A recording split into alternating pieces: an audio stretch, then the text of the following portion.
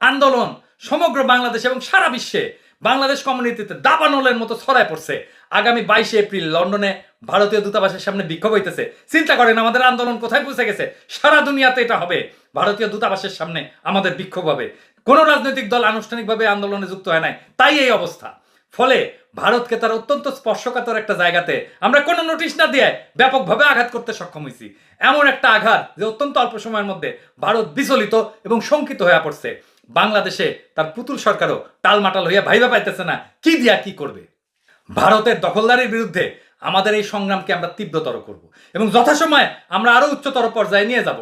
আমরা বাংলাদেশের 18 কোটি জনগণ যে বজ্রমুষ্টি আকাশে তুলছি, চূড়ান্ত বিজয় অর্জন না হওয়া পর্যন্ত সেই বজ্রমুষ্টি আমরা নামাবো না।